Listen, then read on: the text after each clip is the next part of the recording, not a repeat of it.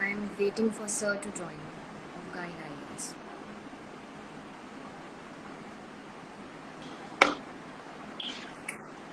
Hello, sir. Good evening. How are you? Hello, I'm good. Thank you. And how are you? Thank you for taking time to understand aspirants की needs and coming life. Sir आप बहुत सालों से aspirants के साथ हैं. You've been in contact with a lot of aspirants as well as people who've cleared UPSC.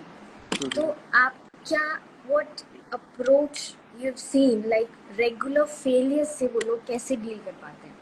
मेरा first question तो ये होगा because I've seen a lot of people failing nowadays after this UPSC CSC 2023 का prelims. तो कैसे deal करें, मतलब अगर रेगुलरली 2-3 साल से फेल हो रहे हैं तो उससे कैसे डील करें एस्पिरेंट्स? वेरी फर्स्ट थिंग है ना, make a physical schedule, set your goals regularly. आजकल तो इतनी वेबसाइट्स आ रही हैं जो आपको डेली का टारगेट देती हैं और उसके बाद टेस्ट देती हैं। अगर आपको उसका भी नहीं पता, अपना एक शेड्यूल बनाओ और at the end of day वो जब भी आपका शेड्यूल कंप्लीट हो जाए उस टॉपिक को गूगल पे सर्च करो, आपको PYQ मिल जाएंगे, उन्हें सॉल्व करो। हाँ, और एक चीज और, आजकल तो काफी वेबसाइट्स दे रही हैं बिल्कुल आप, प्रीवियस ईयर्स क्वेश्चंस भी रेडीली अवेलेबल है. बिल्कुल जैसे आपने बात की फेलियर्स, जैसे ही आप किसी मॉक को अटेम्प्ट करोगे आप उसे एवेल्युएट करो एट द एंड, और जितने भी क्वेश्चन आपके गलत हुए हैं आप ये सोचो कि आपने अटेम्प्ट करते टाइम आपके माइंड में क्या था और एग्जामिनर के माइंड में क्या है, इन दोनों चीजों को कंपेयर करो। That's all. मतलब एक चार्ट बना लो बिल्कुल और ये देख लो कितने राइट हैं या कितने गलत हैं. हम ये अप्रोच भी फॉलो कर सकते हैं. बिल्कुल। उसके बाद में प्रीवियस ईयर से कितने हैं, करंट में से कितने आए हैं और आप क्या सोच रहे थे उन आंसर्स को मार्क के लिखने टाइम। से या टिक मार. बिल्कुल।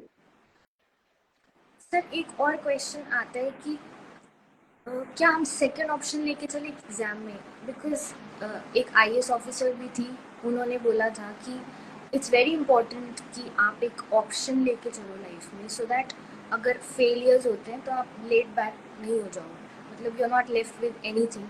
ऐसा नहीं होना चाहिए. तो क्या हम एक ऑप्शन लेके चले, कोई एग्जाम हम क्लियर करके चले? बिकॉज ये क्वेश्चन भी मेरे पास बहुत बार पूछा गया है मैं एग्जाम में. इसको ना एक बहुत अच्छी एग्जांपल के साथ समझाता हूँ। जो भी इंसान शिद्दत से यूपीएससी की तैयारी एक बार कर लेता है ना, वो कभी भूखा नहीं मरता। ठीक है, आप एक बार ढंग से पढ़ लो। ठीक है, फॉर एग्जाम्पल हम ही लगा लो, हम लक्ष्मीकांत 50-52 बार पढ़ चुके हैं, एटलीस्ट 50 टाइम्स, है ना। उसका बेनिफिट हमें आज तक हो रहा है, हम टीच कर रहे हैं, हम कुछ ना कुछ कर रहे हैं। और दूसरी चीज, अगर बैकअप प्लान की बात करें, स्पेसिफिक बैकअप प्लान की, अगर आपका सी सेट अच्छा है तो आप एसएससी के लिए, SSC CGL बैंकिंग के लिए जा सकते हो साथ में।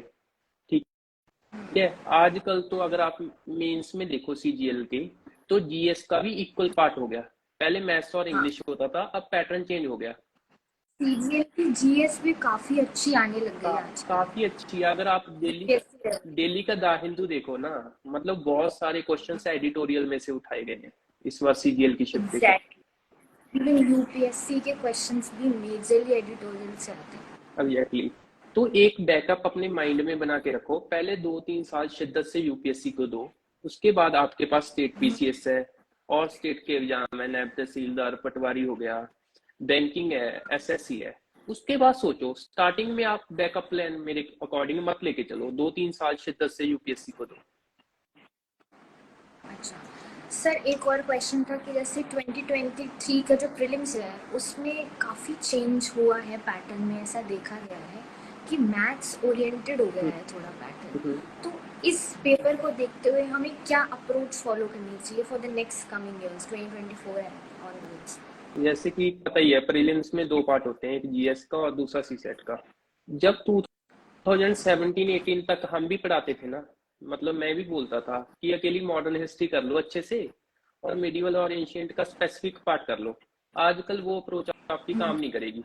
पहले हम क्या बोलते थे कि बुद्धिज्म कर लो, जैनिज्म कर लो, हड़प्पा कर लो एंड थोड़ा आर्ट एंड कल्चर कर लो, और मिडिवल में से हाँ, मुगल अंपायर कर लो एंड दिल्ली सल, छोड़ के दिल्ली सल कर लो। 2015-16 के कुछ तो करके ही नहीं रहे। पर अगर आप अभी पैटर्न देखो ना, तो आप एलिमिनेशन तो भूल जाओ, बिल्कुल चाहिए। एलिमिनेशन भूल जाओ, आप एलिमिनेशन से नहीं कर पाओ। इसका सबसे अच्छा सोल्यूशन क्या है कि जिस भी टॉपिक को आप पढ़ रहे हो, फॉर एग्जांपल आपने 11th की पॉलिटी की एनसीईआरटी पढ़ी, इंडियन कॉन्स्टिट्यूशन एट बर्थ, ठीक है, उसके बाद उसकी मेंस आंसर राइटिंग करो। अगर आप आंसर राइटिंग करोगे ना, तो आप कॉम्प्रिहेंसिवली पढ़ोगे पूरी बुक को। आपके दिमाग में ये नहीं होगा कि इस वर्ड से मेरे को आंसर ज्यादा आ जाएगा, मैं ऑप्शन एलिमिनेट कर दूंगा। तो ढंग से करना पड़ेगा। और दूसरी बात, पहले हम सी सेट को हल्के में ले लेते थे कि लास्ट मंथ में सी सेट कर लेंगे।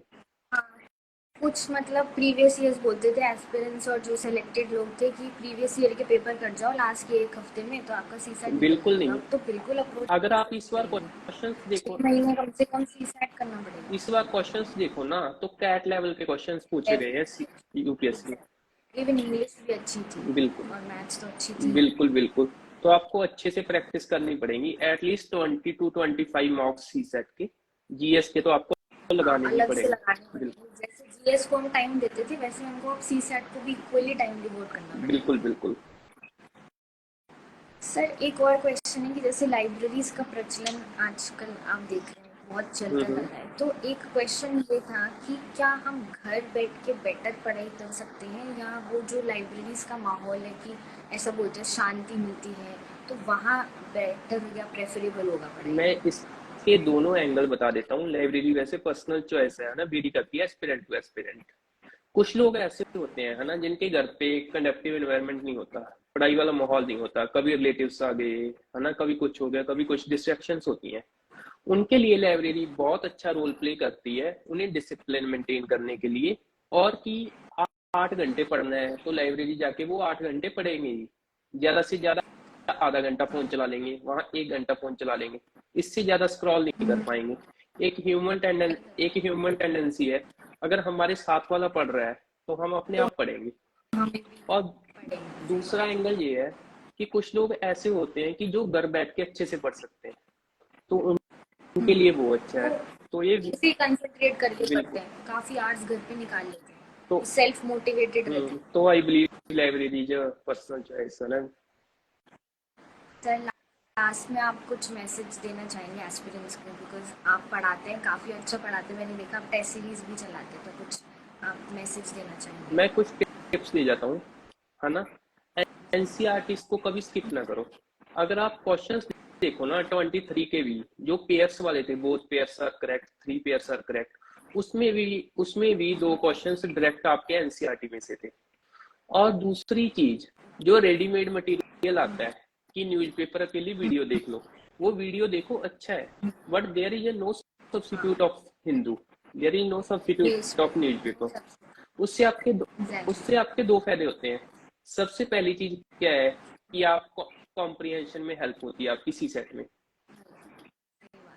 और दूसरी चीज क्या है, आपकी वोकैब इंप्रूव होती है अगर आप एसएससी बैंकिंग के लिए जा रहे हो या कुछ भी जा रहे हो, ठीक है। बाकी आपको यूपीएससी के लिए मटेरियल तो मिलता ही मिलता है, सी सेट को इग्नोर ना करो। और एक मैं चीज हमेशा अपनी क्लास में भी बोलता हूँ कि अगर आप पेपर में पॉलिटी में या मॉडर्न हिस्ट्री में से क्वेश्चन गलत कराए, तो चुपचाप अपनी तैयारी आके दोबारा स्टार्ट कर लेना।